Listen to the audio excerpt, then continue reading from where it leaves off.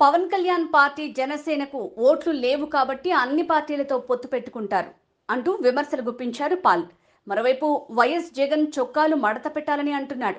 చంద్రబాబు కుర్చీలు ఎత్తమంటున్నాడు. వాళ్ళందరినీ మడత పెట్టేయాలని పిలుపునిచ్చారు. ఇక వచ్చే లోక్సభ ఎన్నికల్లో తాను విశాఖపట్నం నుంచి ఎంపీగా పోటీ చేస్తానని ప్రకటించారు ప్రజాశాంతి పార్టీ అధ్యక్షులు కేఏ పాల్. నిన్న ఏబిఎన్ రిపోర్టర్ మీద అనంతపూర్లో ఫోటోగ్రాఫర్ మీద జరిగిన దాడిని నేను తీవ్రంగా ఖండిస్తున్నాను.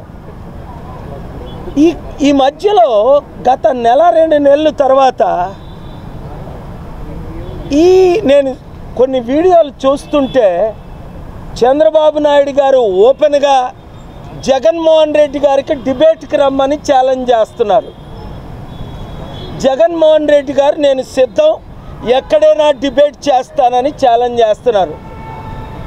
బాబు, మీరు మాకు వద్దు, నేను లేని డిబేటే అది వృధా.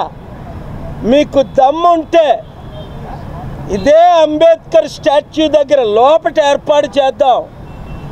మాజీ ముఖ్యమంత్రి చంద్రబాబు నాయుడు గారు, ఇప్పుడున్న ముఖ్యమంత్రి జగన్మోహన్ రెడ్డి గారు నాతో డిబేట్కి రావాలి 1 అవర్. వారందరూ ముఖ్యమంత్రులు, ప్రధానమంత్రులు నా శిష్యులని మీకు తెలుసు. ఏ సబ్జెక్ట్ మీద డిబేటు అంటే 2 నెలల తర్వాత ఎలక్షన్ వస్తుంది. ఇంతవరకు మీరు ముఖ్యమంత్రులుగా 10 సంవత్సరాలు ఉన్నారు. చంద్రబాబు నాయుడు గారు 5 సంవత్సరాలు, జగన్మోహన్ రెడ్డి గారు 5 సంవత్సరాలు. వారి మాటల్లో చూడండి ఎలాగున్నాయంటే, జగన్మోహన్ రెడ్డి గారు అంటారు, రే కాలర్లు ఎక్కట్టి స్లీవ్లేసి తన్నడానికి సిద్ధపడింది అనగానే ఫోటోగ్రాఫర్ మీద దాడి.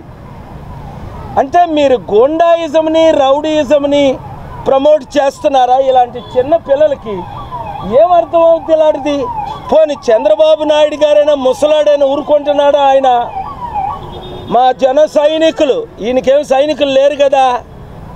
పవన్ కళ్యాణ్ ఫ్యాన్స్ అందరూ ఓట్లు వేసేవాడు ఎవడ కాదు.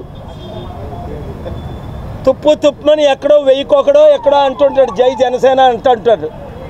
అసలు నిజంగా ఆయనకు ఓట్లుంటే ఆయన ఎందుకు బీజేపీతో టీడీపీతో పొత్తులు పెట్టుకుంటాడు? 5 పార్టీలు కలిస్తే 5-6% వచ్చాయి 2019లో. ఇంపార్టెంట్ విషయం ఏమిటి అంటే, నేను ఇక్కడికి ఎందుకు వచ్చానంటే, ఒకరి మీద ఒకరు పోటీ పడుతున్నారు. చూడండి, ఈ విగ్రహం, ఈ మాన్యుమెంట్ ఖర్చు దాదాపు 500 కోట్లు.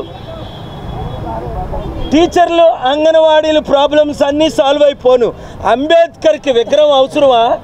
కేసీఆర్ ఇదే మనుగడతో ఎత్తుగడతో 120 కోట్లు ఖర్చు పెట్టి విగ్రహం కట్టాడు. ఏది? దళితులు ఓట్ల కొరకు. దళితులు మోసగాల, బీసీలు మోసపోరు. చిత్తుగా 24 లక్షల కోట్లున్న కేసీఆర్ని చిత్తుగా తెలంగాణలో ఓడించారు. నేను పిలుపునిచ్చిన మేరకు